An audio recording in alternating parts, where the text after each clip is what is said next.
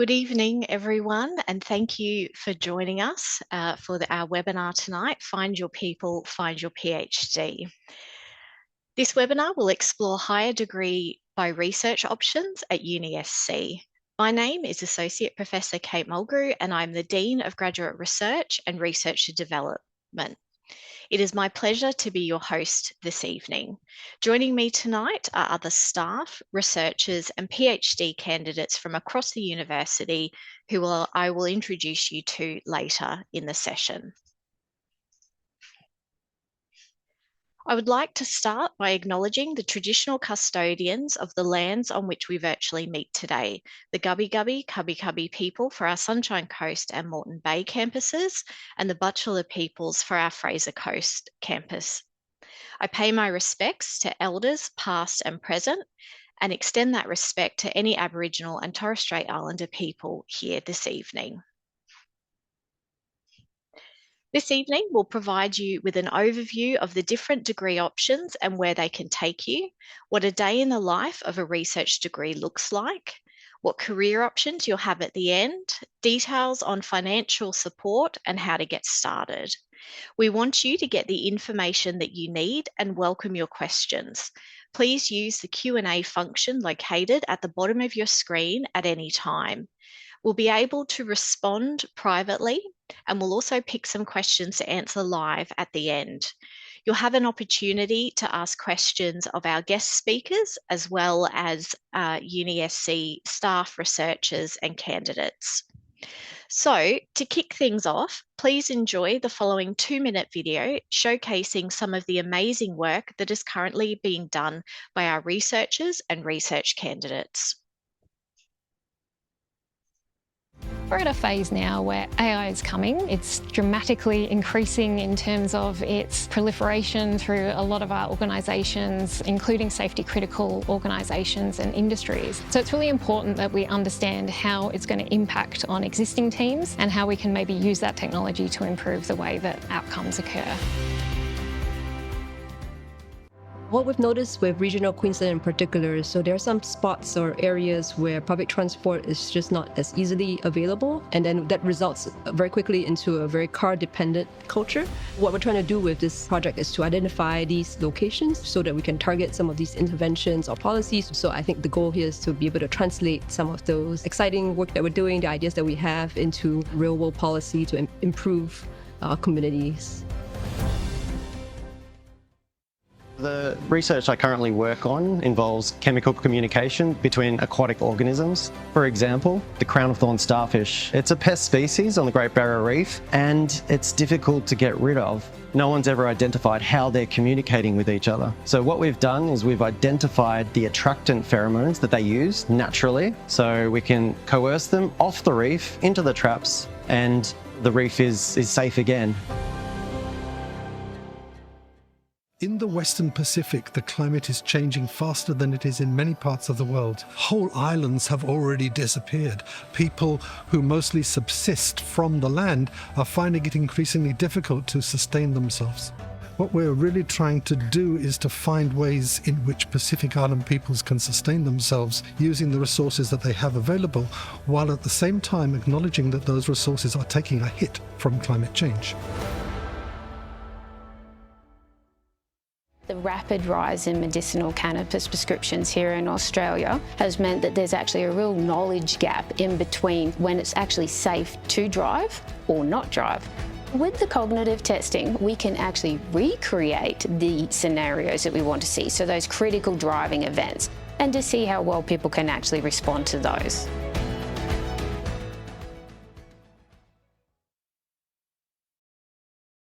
We're at a phase.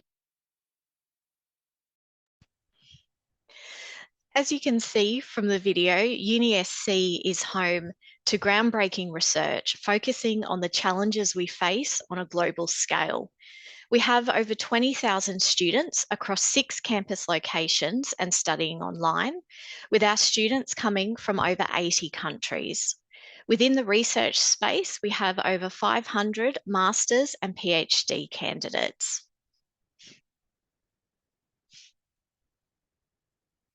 The university consists of 5 schools and 7 research centres or institutes, and you can see them listed there. Within each school, there are also research clusters and areas of research strength, some of which are listed on the slide. It's important to note that this is not an exhaustive list, and it's well worth exploring these research strengths in more detail on our website. This is a useful place to start when you're considering your topic and your supervisor. You can use our Find a Supervisor function and enter in key terms that align with your research interests. When you use this function, I'd recommend putting in a couple of key terms as well as discipline areas. You may also find it useful to explore the individual school web pages, which list each researcher and staff member, excuse me, as well as links to their research bank and publications. And you can see the type of work that they've been working on recently. I'd like to talk now specifically about our programs. There are 2 options if you would like to undertake a research degree. Both of these are considered higher degree by research or HDR programs. These are internationally recognised graduate programs which enable you to become an independent researcher. The first is our PhD program, known as Doctor of Philosophy. The program represents the highest level of education that you can receive, acknowledged through the use of the title Doctor upon completion. You will undertake a 3-year program of research designed to tackle the pressing issues of today. We also allow about 12 months for any extensions and to complete the examination and revision process. To gain entry into the PhD, you would need to have completed a bachelor degree plus an honours degree with a significant research component, which is normally a thesis, and achieved this to a high standard.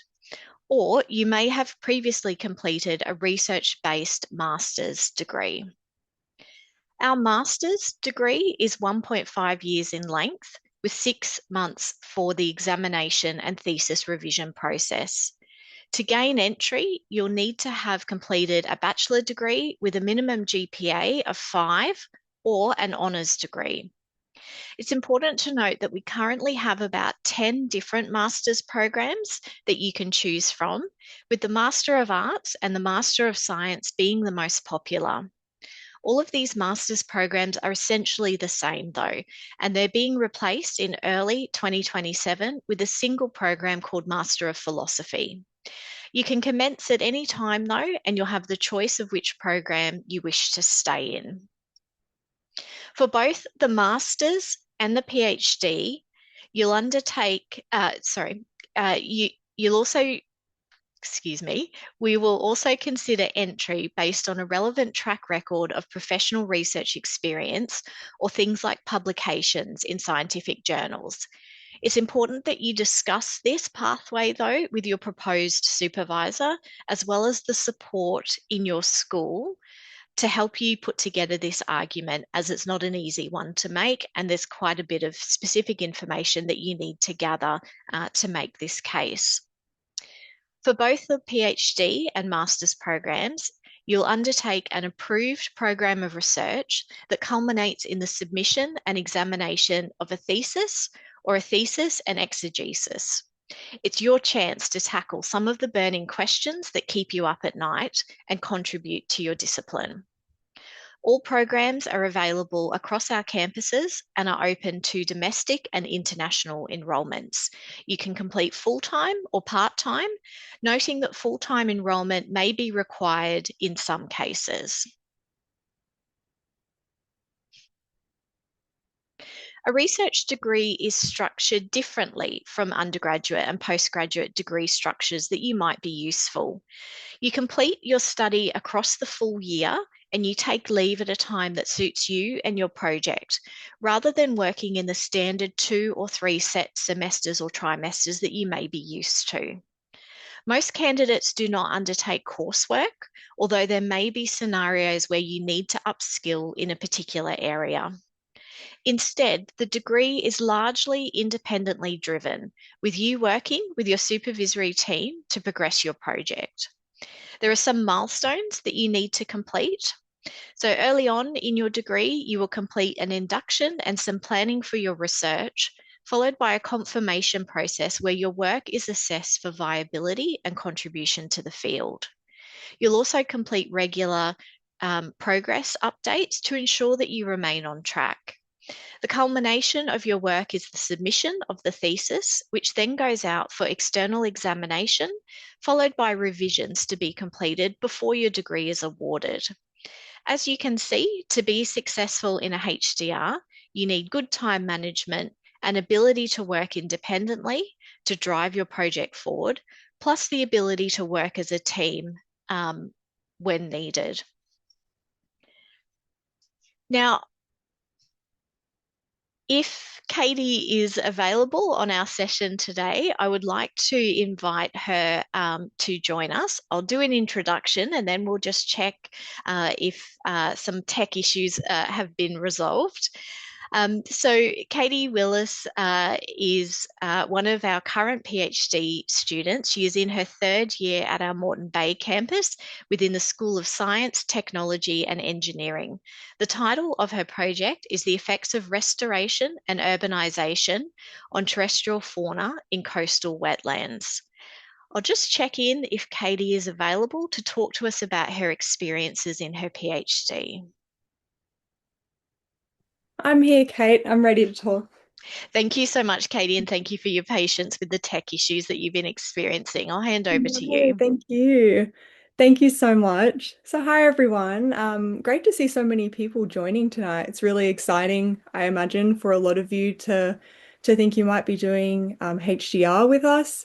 So tonight I just wanted to share a little bit about myself, my journey to PhD, and then what it is like actually doing a PhD at the uni. So I'm actually homegrown USC student. So I started my my first Bachelor of Animal Ecology at Moreton Bay in 2020. So when it first opened the campus, obviously I loved it. And then I went on to do a Bachelor of Science honours at the same campus. You might know my honours project a little bit. We've been on the news quite a few times. We basically showed that ibis are bin chickens. That's what we proved with my honours, which was pretty funny. It was a great project. Because I had such a great time in my honours, I really thought that maybe I would be able to do a PhD and maybe I'd be able to be a professor one day. And so I was really, really lucky being at this university where I was able to be in a close-knit, really nice community. I felt like this was an opportunity that I had never considered before. And so it was really nice to be supported. And so I took a little turn from IBIS. I didn't stay in IBIS. I actually moved on to wetlands, which is, as Kate said, that's my thesis. I work in fauna and wetlands, looking at restoration ecology, but also urbanization. And so that's what my PhD is involved in. It's really funny because I say that, but at the same time, when you do a PhD, you never just do one thing. So at USC, you're able to do what's called a HDR industry internship. And I did that as well, which is basically where you have 3 months to work with an industry partner, and you basically work in their company as you would any other job. And so what I did was last year I lived in Malaysia for 6 weeks, and I worked on an oil palm looking at sustainability of palm oil, which I'm sure most of you have heard of before. And so it just shows how different routes can take you in your PhD. It's something I really, really love. Every day is different. I have learned so many skills that I never thought I would ever do. Working in remote places like Malaysia, I've worked in remote places throughout Queensland. I've learned very niche skills, things like identifying oysters and all sorts of random things that don't actually relate to my PhD, but will one day help me find a job and be a professor. So I suppose tonight all I wanted to say is if you're looking at doing a PhD, and you love the research aspect, or maybe you want to stay in academia, I can highly recommend the program. It has been something that I never thought I would be able to do, and I've felt so supported. And I'm nearly there. I have less than a year left. I'm still working with the company I did my internship with, so that's a 5-year project. I've already got a job out of that, which is amazing. But I really want to say if you're looking at doing a PhD, maybe you're a little bit nervous, you feel like you can't do it, you can definitely do it, and I would go for it. Right, that's all from me tonight, Kate. Caitie, if it's okay, I might ask a couple of follow-up questions Yeah, just to put sure. you on the spot. I'm Awesome. interested in how you went about choosing a topic and choosing a supervisor, both for your honours, which is, essentially a mini research degree, as well Mhm. as your PhD. Could you talk us through that process? Definitely. So, something that I talk about a lot with students is I would, in my opinion, choosing your supervisor is just as important as choosing your topic. They are on par with how important they are. I was really lucky, like you said, Kate, in my honors. I actually worked with my professor, who is also now my PhD supervisor. How I fell into that project was I volunteered.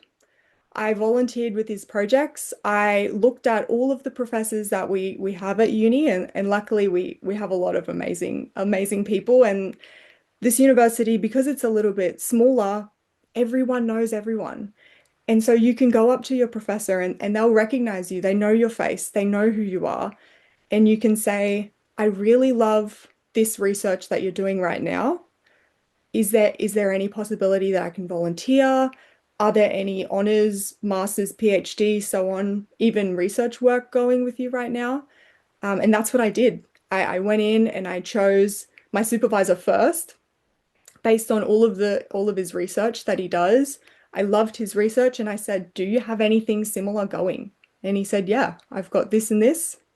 And I picked what I thought was most interesting to me, which is terrestrial fauna.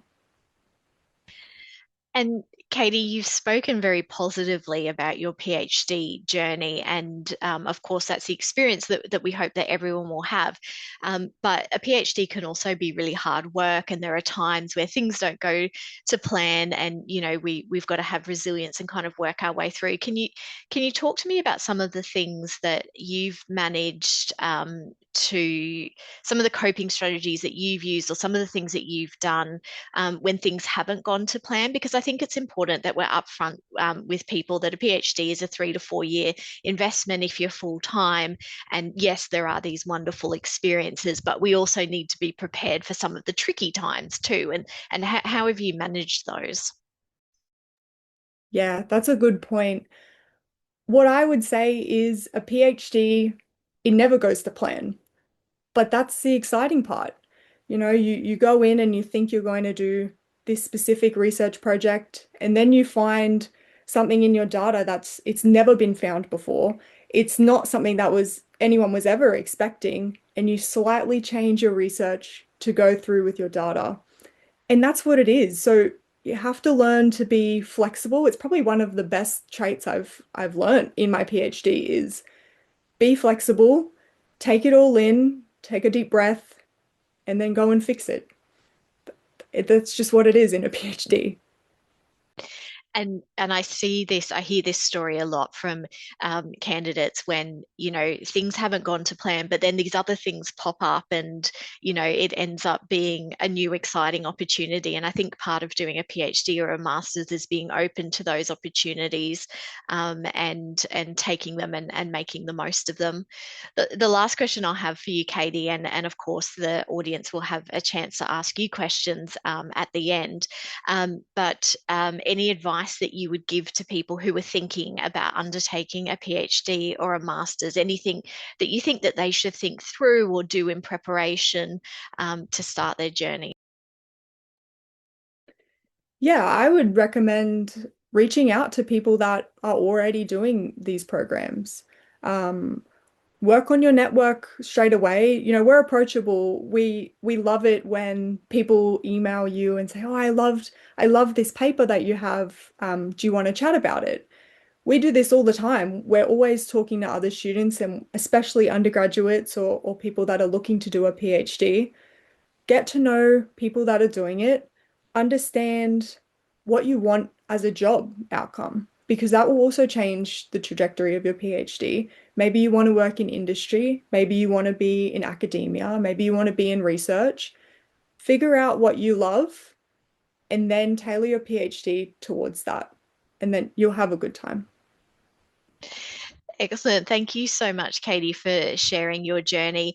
Our audience is welcome to put questions in the chat if anything that Caitie has said has triggered something, and we'll have an opportunity to ask Caitie and our other panel members towards the end of our session today.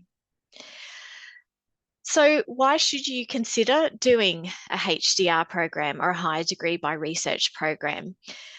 At UniSC, you'll complete your research degree supported by internationally renowned researchers, state-of-the-art facilities embedded in a rich research culture. You might find yourself, as Caitie said, doing fieldwork in the Galapagos, the Pacific Islands, or more locally at Gari. A research degree sets you up for many different careers. You can choose to become an academic and continue your research while teaching and supervising other up-and-coming research students, or you might like to work in industry, leading a research and development arm. Or you might want to work in the public sector, for example, evaluating and optimizing the triage decision-making made by emergency doctors in a hospital. Graduate employment is between 88 to 97% in recent years, with a median income just over 100,000, with the main employers being the public service, government, universities, followed by the private sector. Collectively, all of these opportunities empower you to tackle the complex and global challenges that we face, to meet the needs of our communities, and to contribute to industry innovation. We understand that a research degree is a significant undertaking and that there is some support available. We have several scholarships that you may wish to apply for. We should note that all of these are competitive, but your supervisor can help you to craft your application. First, we have the Research Training Program scholarship packages, which include a generous stipend, which is indexed annually, coverage of your tuition fees, as well as relocation assistance and overseas health coverage for international applicants. There are 3 rounds per year, 2 for domestic applicants and 1 for international applicants. Second, we have specific projects which have a PhD or master's opportunity associated with them, which have received funding. These come up throughout the year. At a base level, they offer the previously described supports, but may include a top-up from an industry partner. Finally, our Aboriginal and Torres Strait Islander HDR scholarship provides a generous stipend, coverage of tuition fees, and applications are welcomed at any time throughout the year. As noted, these scholarship opportunities are competitive and often require you to maintain full-time enrolment. For some people, part-time enrolment while maintaining external work may be preferable, or you may wish to seek employment opportunities at the university, such as teaching or research assistant work. Therefore, you do not need to apply for a scholarship. For most domestic applicants, we will cover your tuition fees, although each applicant is assessed on a case-by-case basis. Finally, we offer funds to support the conduct of your research. For example, things like travel to conferences, any specialist software or subscriptions, fieldwork costs, laboratory materials, and so on. Undertaking a research degree is just part of your journey in becoming a future research leader. Alongside your program of research, you'll have the opportunity to work with industry in a paid internship, as Caitie mentioned before. You'll develop a professional development plan to prepare you for a wide range of work opportunities. You can travel to and present your work at conferences, and you can connect with campus life through student associations, sitting on committees, teaching work, and research experience work. You'll be graduating with far more than just a degree. I would now like to hand over to Dr. Claire Archer-Lean, Acting Dean of Graduate Research and Researcher Development, who will showcase some of the amazing researchers and research opportunities that are available at UniSC. Over to you, Claire. Thank you, Kate. So we're now going to have a panel discussion to showcase some of the amazing professors that we have here at UniSC and the sort of research opportunities that are here. So I'm delighted to introduce Professor Caitie Townsend, who's a leading marine biologist known for her pioneering research on manta rays and marine turtles.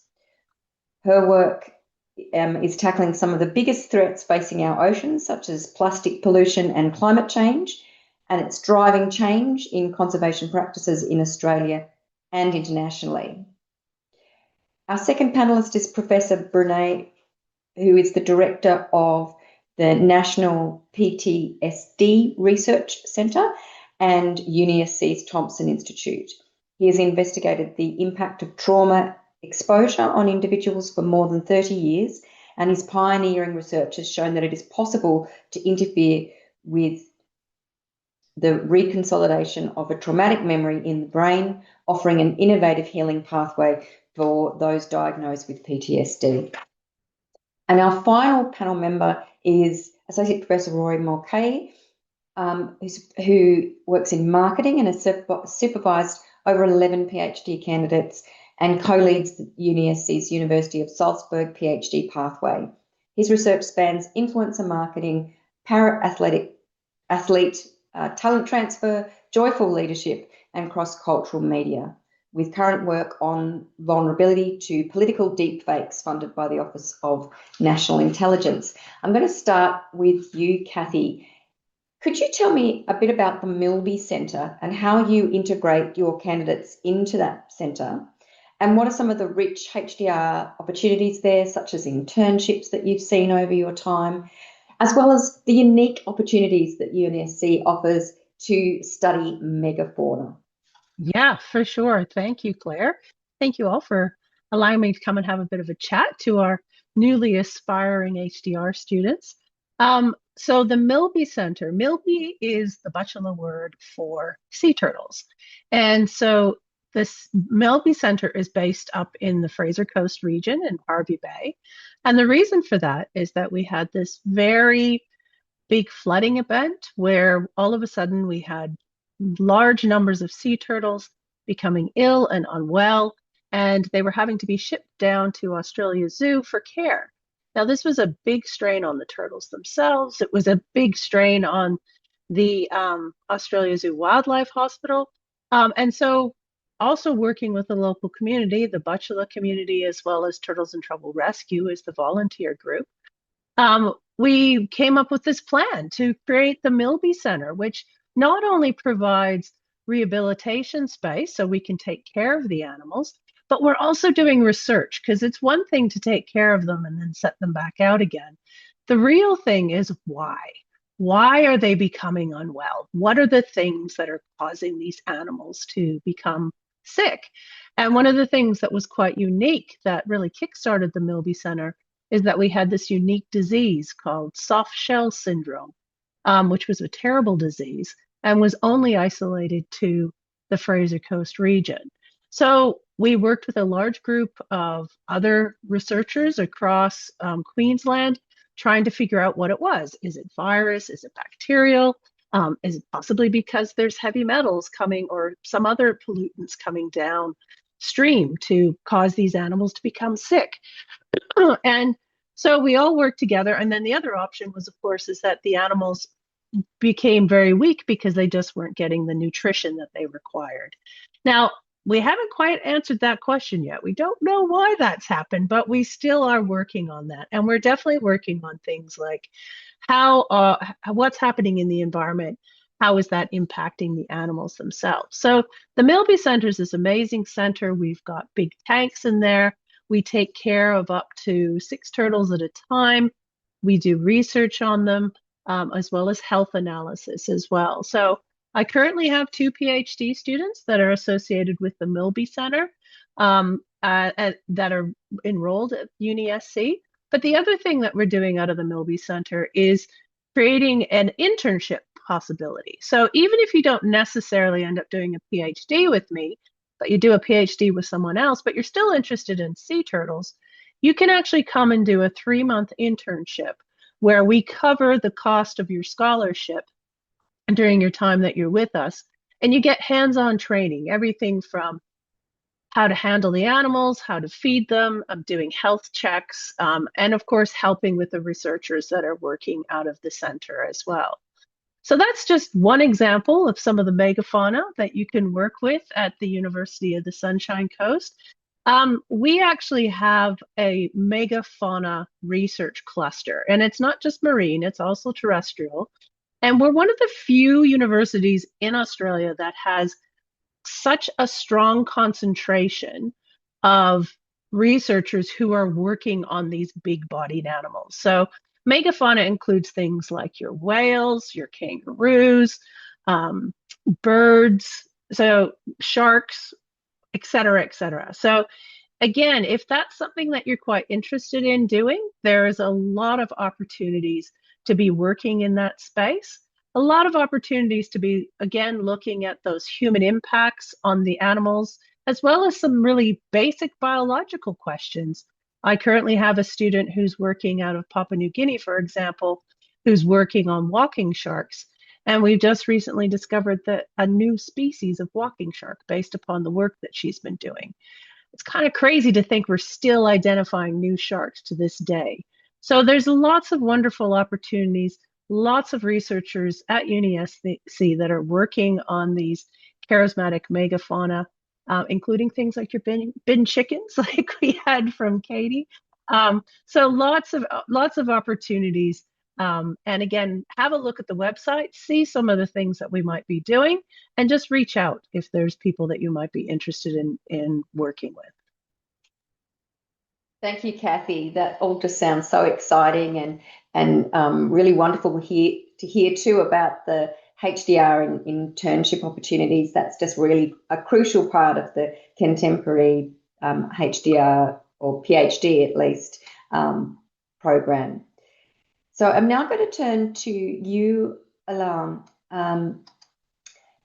and I'll just get you to start your video. Thank you.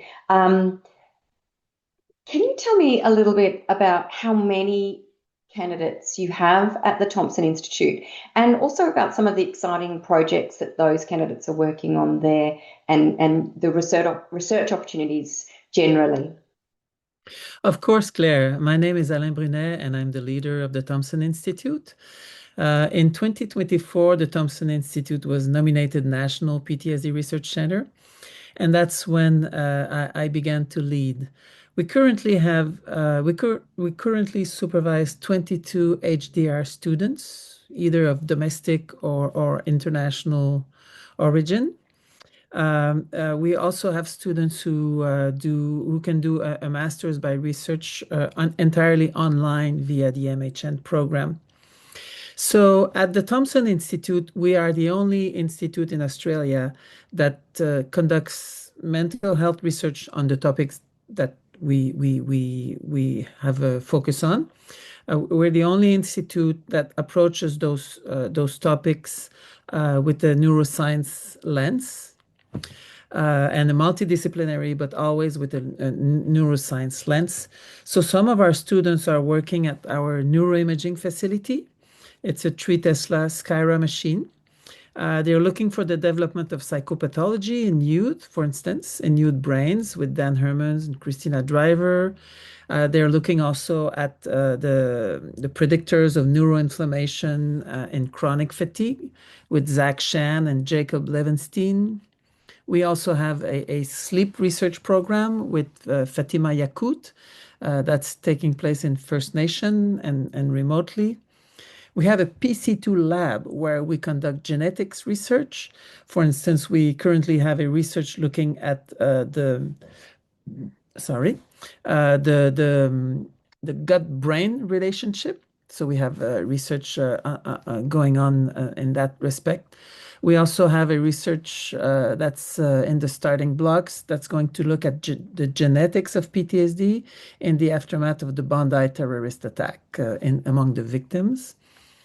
So we also have a healthy aging program that looks at habit implementation with Sophie Andrews, a neuropsychologist. And we have someone working in the schools also, like trauma-informed teaching with Michelle Kennedy.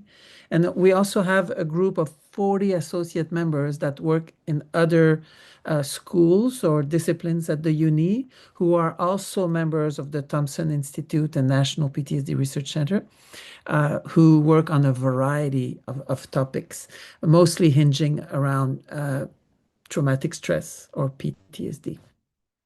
So I think I'm going to stop here. That's wonderful. It just sounds like such important work, such diverse work that you're able to do there, and with some really unique infrastructure that you're using in the Townsend Institute. So very exciting opportunities for any prospective HDR candidates in that space. Absolutely. We welcome those candidates and their candidacies. Thank you. Thank you, Alain. Rory, can I ask you now, please, if you could talk about your new project on deepfake political videos and the ways in which they make us vulnerable.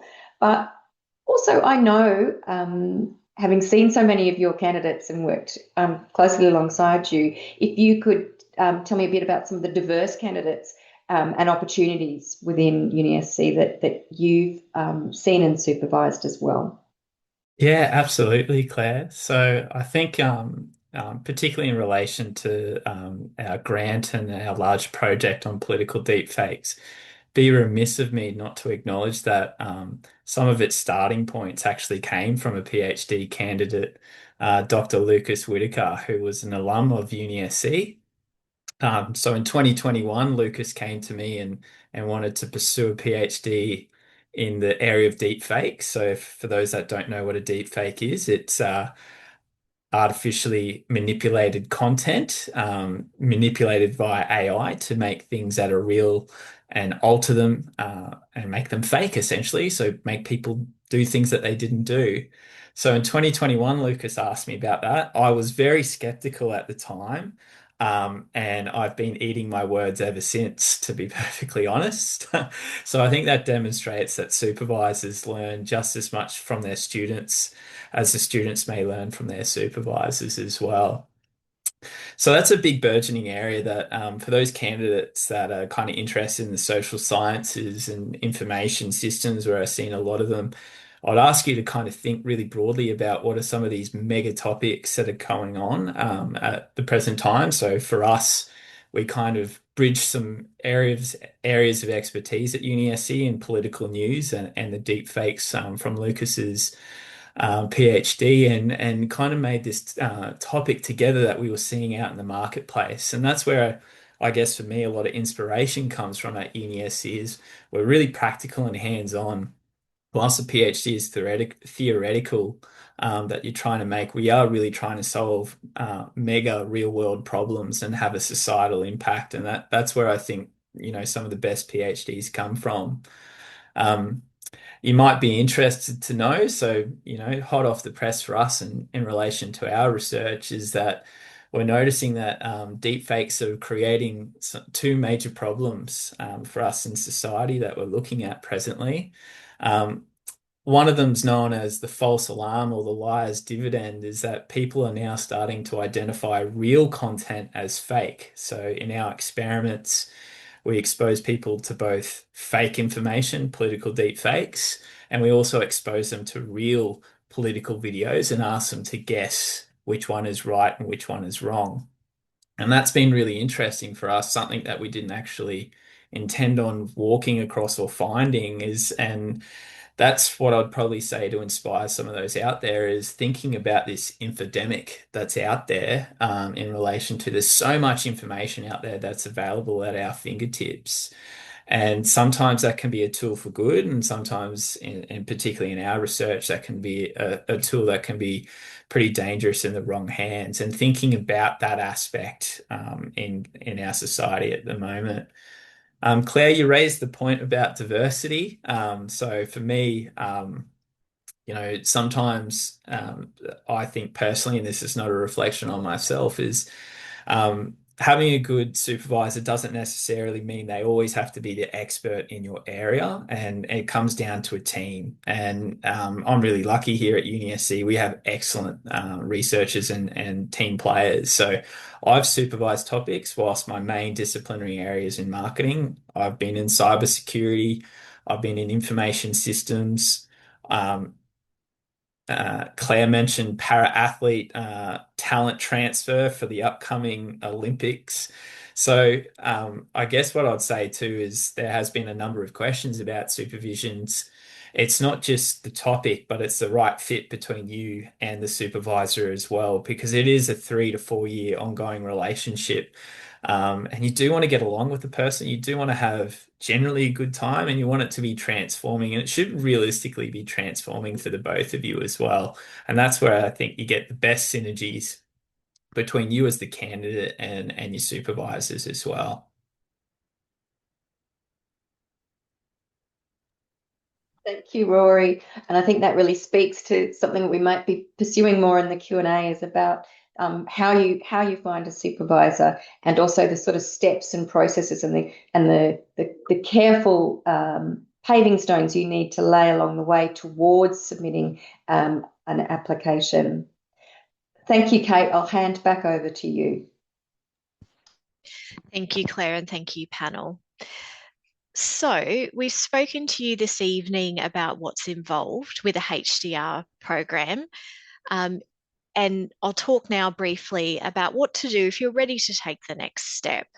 So if you're interested in progressing an application, you'll find the resources on our Start Your Journey webpage helpful. You can browse the list of existing projects, as well as tips for putting together your own proposal.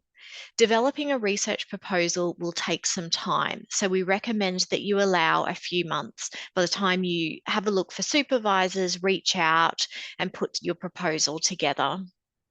You can search for a supervisor using our Find a Supervisor function, and then reach out to them to ascertain their interest and availability.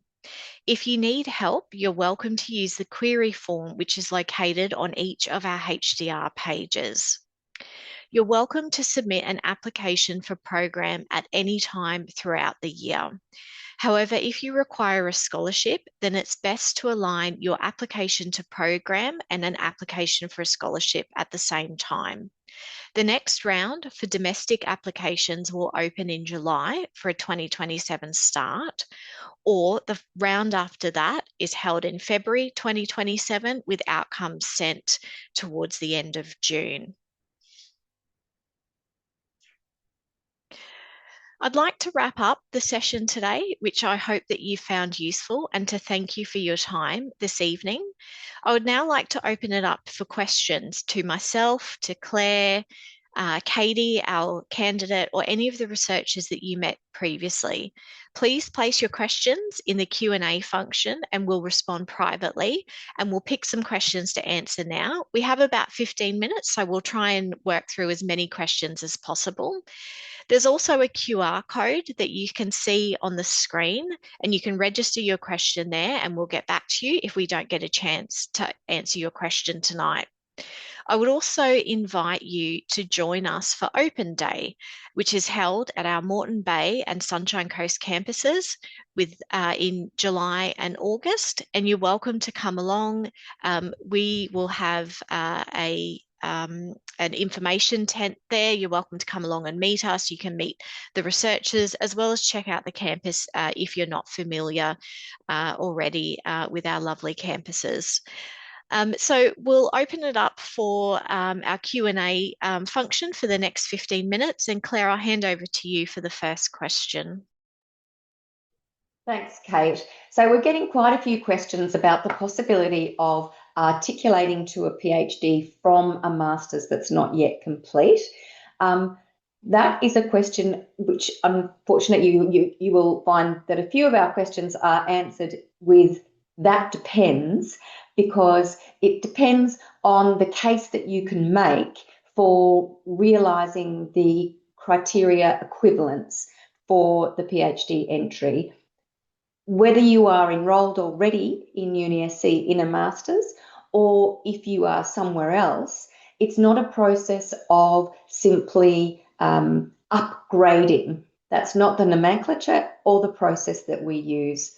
What you need to do is to make the case that where you are now demonstrates an equivalence of that criteria, which would mean an equivalence to that honours or first class honours or honours 2A. An ideal way to demonstrate that is to have a peer-reviewed research publication that you and your supervisors agree has equivalence to that externally assessed honours process. But there may be other professional experiences that you arrive at in consultation with your supervisors, and you make a firm case and you upload that case as part of your full application. Thank you, Claire. Caitie, there's a question for you in the chat. If you're still around and available to answer a question, wonderful. Thank you, Caitie. The question was whether you had prior work experience before undertaking a PhD in terrestrial fauna. Was there something that you did before your honours and PhD? So I went from high school I had 2 years off as a gap year, nothing to do with science or research. Then I did animal ecology and my honours, and that was the only experience I had beforehand. I did as much volunteering during my two undergraduate degrees as I could, but I didn't have a job in anything animal related. I worked really hard volunteering, building my network, and that was how I was able to get into this PhD. Thanks, Caitie. I'm going to pick up another question that's recurring across the Q&A at the moment. That is, does your principal supervisor have to be at UniSC? The short answer to that is yes. We need somebody who is here and who can speak with our systems in order to approve your milestones and support you as fulsomely as they can.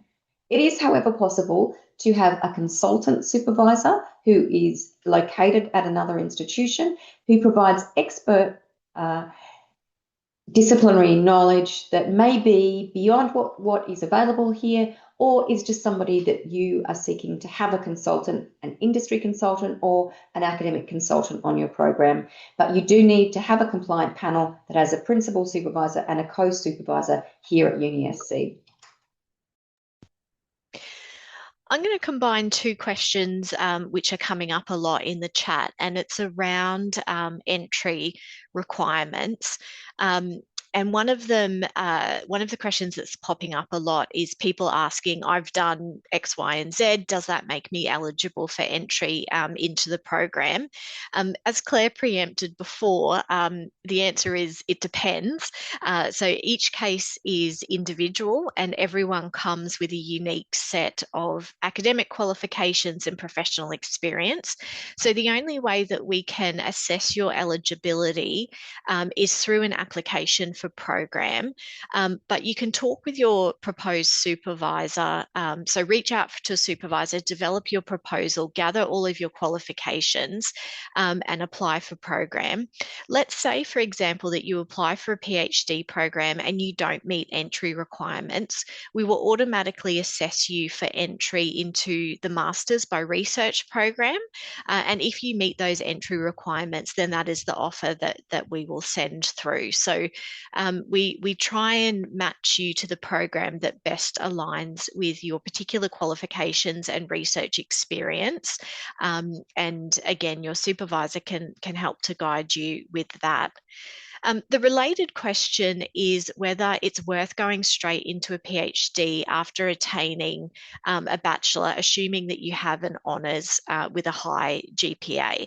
So assuming that the honours program has a significant research component, i.e. a thesis, it's really up to you whether you would like to apply for entry into the master's or a PhD. So as we saw before, entry to a PhD will be granted if you do have an honours program with a significant research component.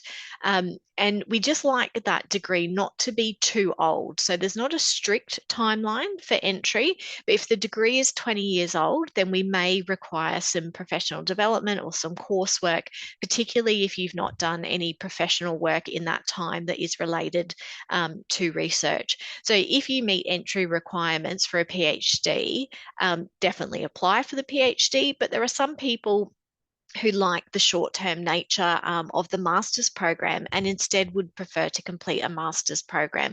So really it's completely up to you, and it's dependent upon the project that you want to explore, the amount of time that you have available, and your unique background of qualifications and research experience.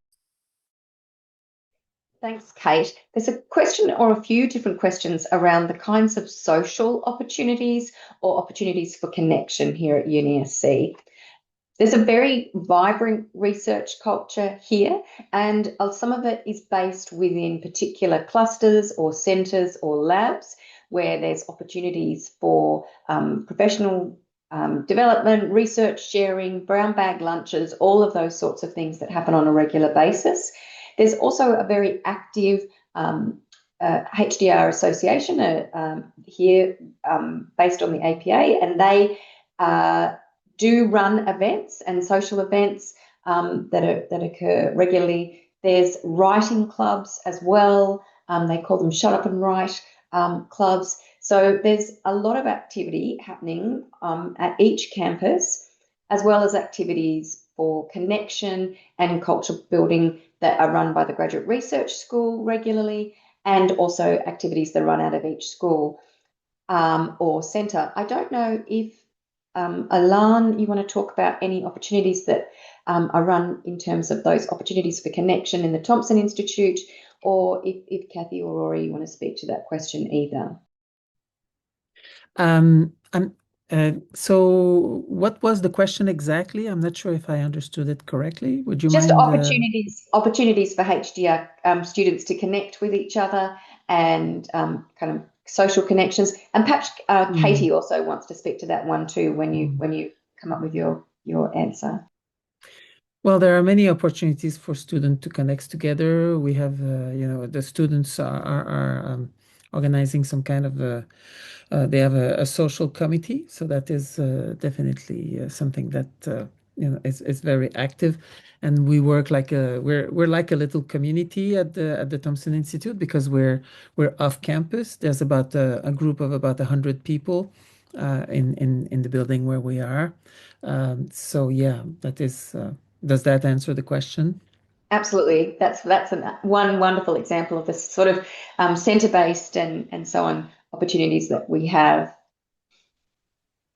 I'll answer too, if that's all right, Claire. So the same thing. We actively support our HDR students to interact with one another. Very much have a culture of peer mentorship within the group itself. So those PhD students that have been around for a while, they usually help the newer ones that have just come in. They also then help the honors students who are working their way through, or the master's students. So we have this real sense of well, not just sense, but a real culture of collegiality. And then the other thing that we do is we actually have annual HDR retreats that we go to North Strawbrook Island, and we take, there's 45 HDR students that go every year. They're there for 4 days, 3 nights, and a whole range of activities, everything from professional development. They do 3-minute theses so that they can get an idea of what everybody's doing, and really creating that sense of collegiality, and support. So that's something that's particularly for the marine and terrestrial fauna, megafauna cluster, is something that we really is the heart of what we do, is making sure that our HDRs are feeling supported, not just by their supervisors in a formal way, but also creating that culture of support and that case of, one person wins, everyone wins. It's not a competitive environment. It's about helping each other getting to that next step and to that next stage.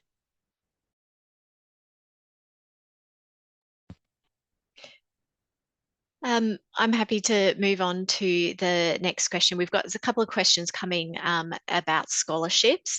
And so to clarify a couple of points, scholarships are for PhD and master's programs.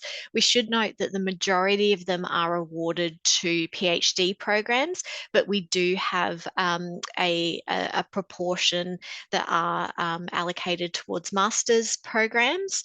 The other question is whether you need to be full-time for scholarships. Generally speaking, there is a requirement that you are full-time if you are receiving a scholarship. However, we do allow for cases to be put forward if a person is unable to maintain full-time enrolment due to exceptional circumstances. So that might be things like carer commitments, but we don't allow part-time enrolment for work-related reasons, just as an example. But you can definitely put a case forward.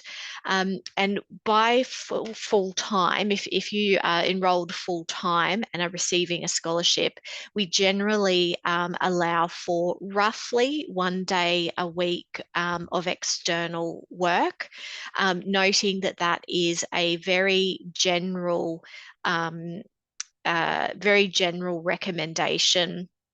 And it depends on the person's individual circumstances, and that 1 day is kind of averaged out across the year. So we do try to offer some flexibility where possible, but scholarships generally, the expectation is that you would remain full-time. Thanks, Kate. I think we've got time for more questions.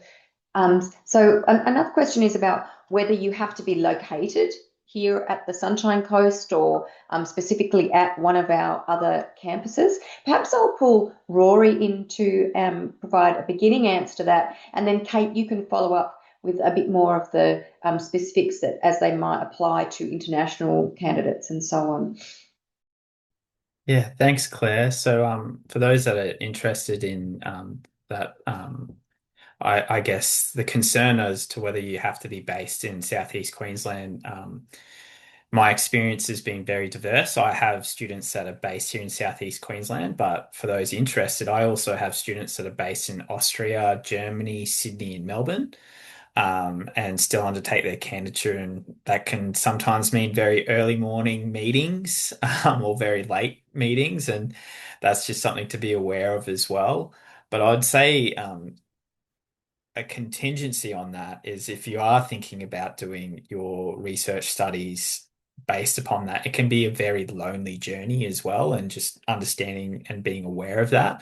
And the criticality of your supervisor's support during that candidature becomes even more heightened because, as Kathy and Alain pointed out, that you do get those added benefits of being in Southeast Queensland around the research culture and that informal learning that you can take. But that's not to say that it's impossible either to do it off campus. So to say, I've seen some students do some extraordinary work.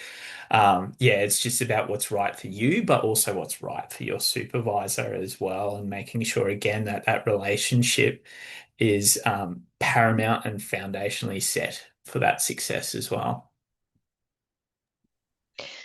Thank you, Rory. And I think you've done a great job at answering that question. The only thing that I'll add to that is it really depends on the needs of the project and your supervisor support as well. So you don't have to, we prefer you to be able to come onto campus, but we do also allow for offshore enrolment as well in certain circumstances.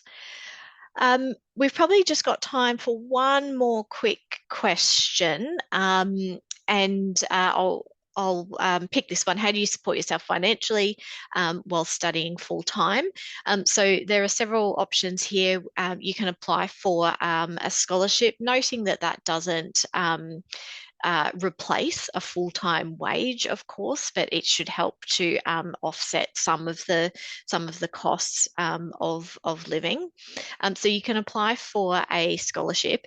If you don't have a scholarship, a lot of our students enroll part-time and they seek external work. So that could either be the work that they're currently employed in, and they drop down to part-time while they do their studies full-time. It might be that they seek employment through the university, so there's often opportunities for research assistant work or sessional tutoring work or other type work.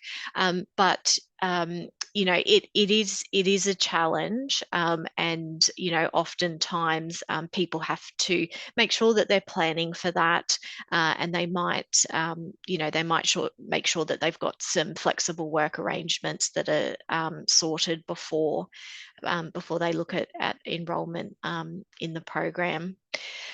We are right on 7 o'clock. I will, Claire, just check in with you. I think we've got through quite a lot of questions, but was there anything else that was burning that we could sort of answer in 1 minute or less that's in the chat? And I'll similarly just do a quick scan as well.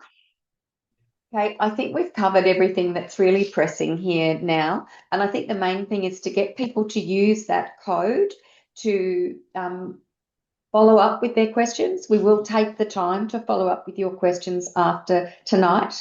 And to also remember that the open days are coming. If you are here in Southeast Queensland and you can come along to the open days, we'd be delighted to see you and do our best to answer your questions more then. Thank you, everyone, for joining us tonight. It's been a pleasure to host the session. We look forward to engaging with you outside of the webinar if you have any outstanding questions. And long term, we look forward to welcoming you to USC. I will ask the panel members to stay in the session just so that we don't close it while people are having an opportunity to get their last minute details. But for our audience, thank you so much for joining us and for your questions. It's been a pleasure.